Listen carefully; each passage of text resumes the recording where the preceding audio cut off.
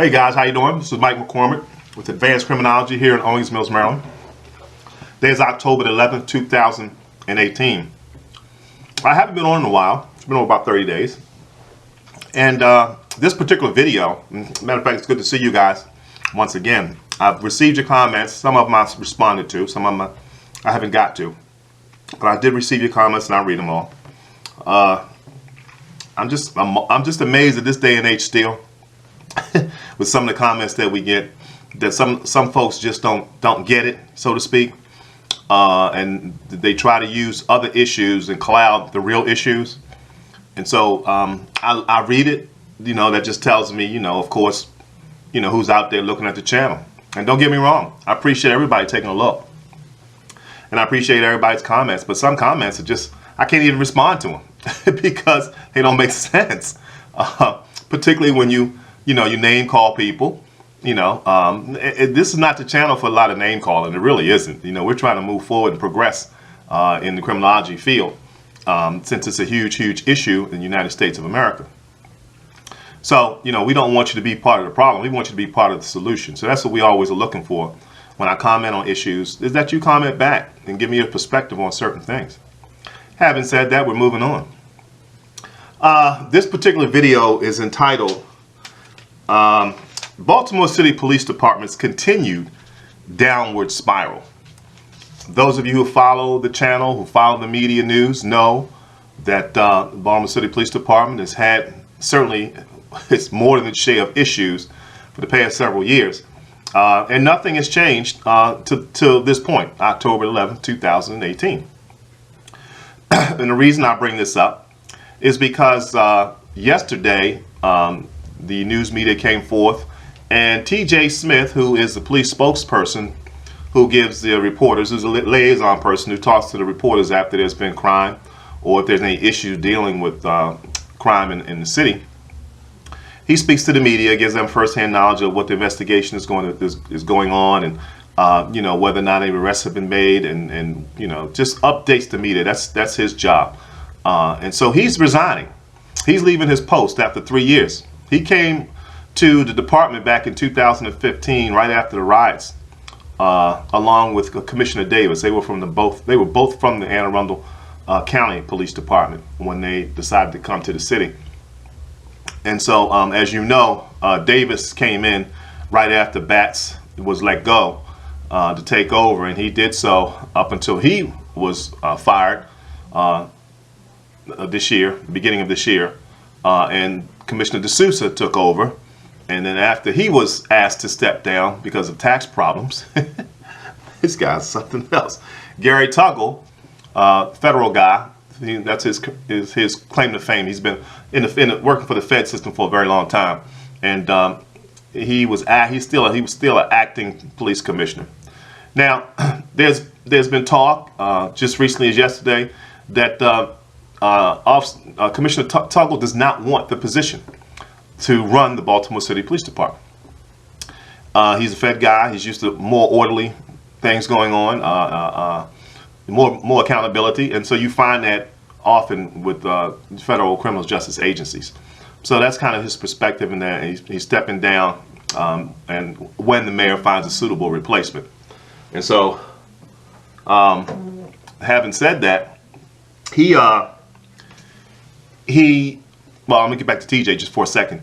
The news media asked TJ why was he leaving, and TJ basically said that there were, I'm gonna quote him, it was an unstable environment working with the city police department.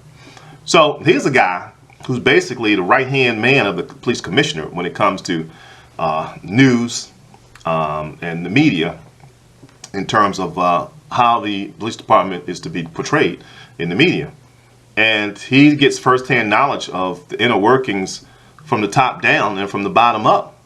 And so he makes the statement, there's an unstable environment, which is a powerful statement to make as a former police spokesperson.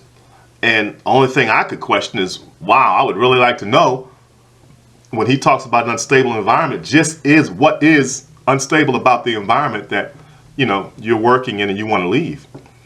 I won't say his job is a cushy job, but let's just say for the kind of salary he was getting, which was probably $180,000 a year,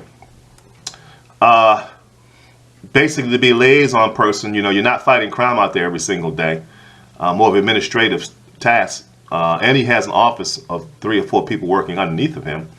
I would say it was a pretty decent job. But there must be something else lurking at the city police department that's about to happen. And I don't think he just wanted to be a part of it. I think that he sees the writing on the wall, so to speak, like many of us do on jobs we've worked at for a period of times, and sometimes we stay too long, or sometimes we make mistakes and we leave too early. And so he's decided to just make a move and move on. So it lends itself to why we keep dealing and keep hearing about the police department. Yeah, as you guys know, you follow the news, that the police department's been under a federal consent decree to get their act together. Okay? And so, all this is going on amidst, with the gun trace task force, with some other officers, being fired.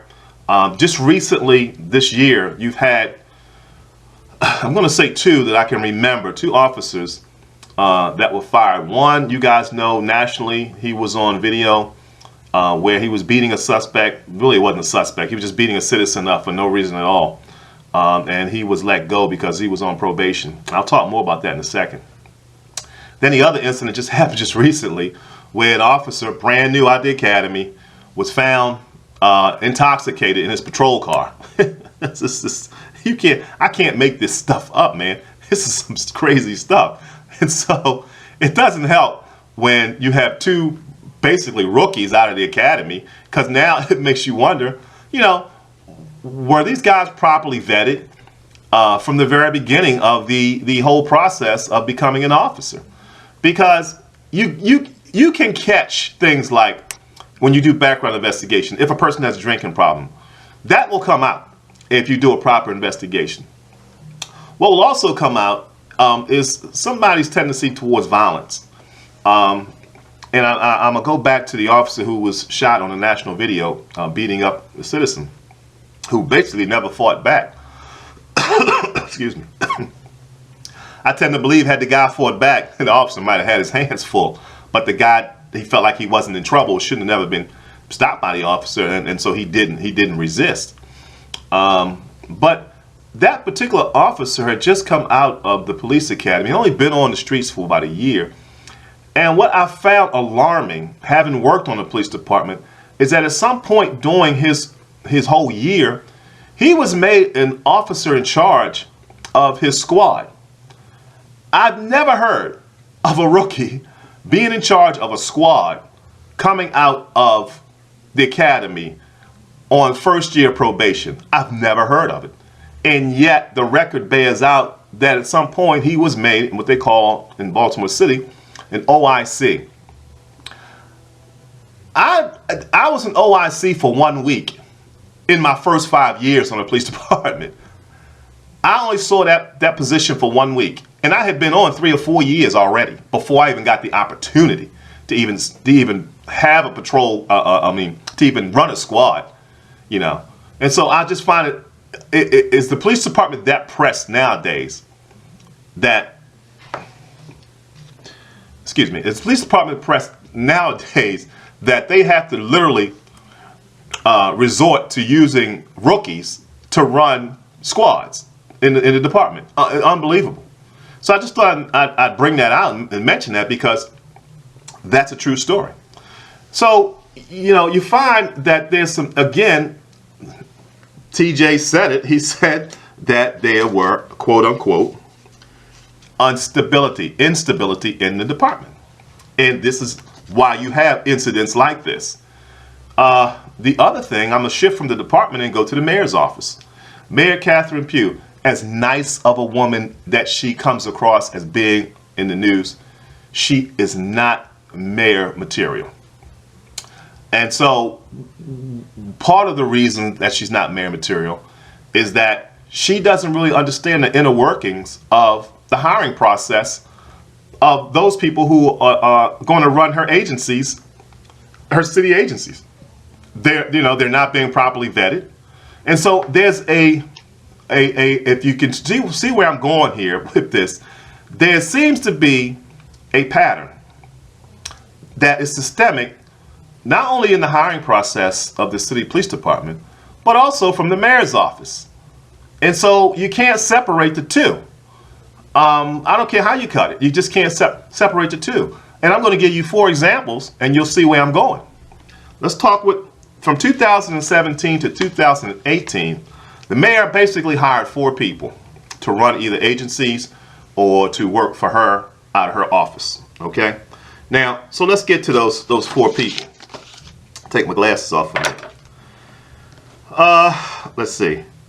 She hired an individual to be her spokesperson out of her office. The mayor has a spokesperson. Okay, and this guy was a former police officer himself. And it turned out that this guy had several brutality complaints filed against him while he was a police officer. And yet she still was going to make this guy her spokesperson. Okay. The second was when she decided to hire Darrell D'Souza to take over Commissioner Davis's spot. And he turned out to have federal tax problems and was subsequently charged by the federal government. The third was a gentleman by the name, and he's currently a deputy commissioner of the police department. As I'm speaking now, this guy is still working on the police department. And his name is Andre Bonaparte. And this particular gentleman was accused of not filing taxes for 2017. And then when he was called on the carpet about it by the news media, the next day he went and filed his taxes. Okay, so you know it just doesn't make sense.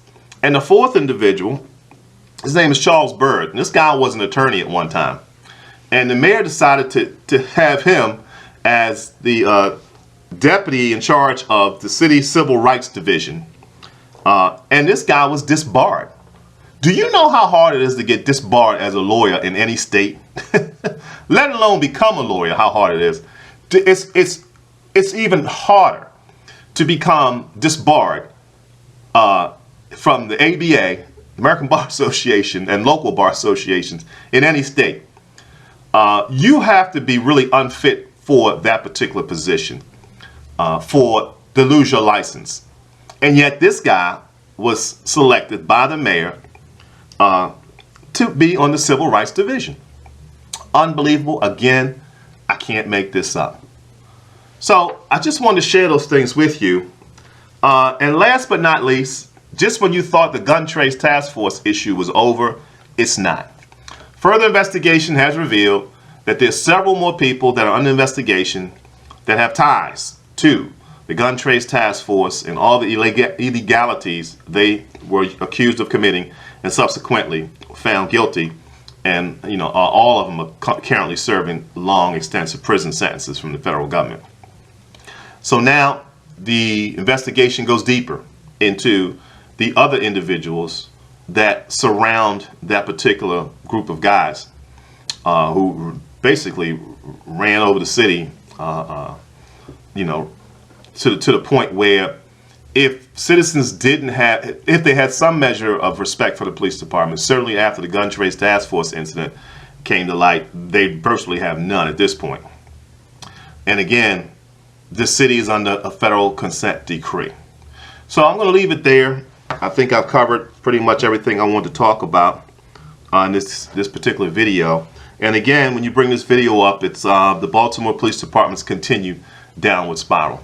My name is Mike McCormick. I'm with Advanced Criminology. I want to thank you for your time. Make sure you subscribe to the channel. And if you have any comments, make sure you leave them. Thank you.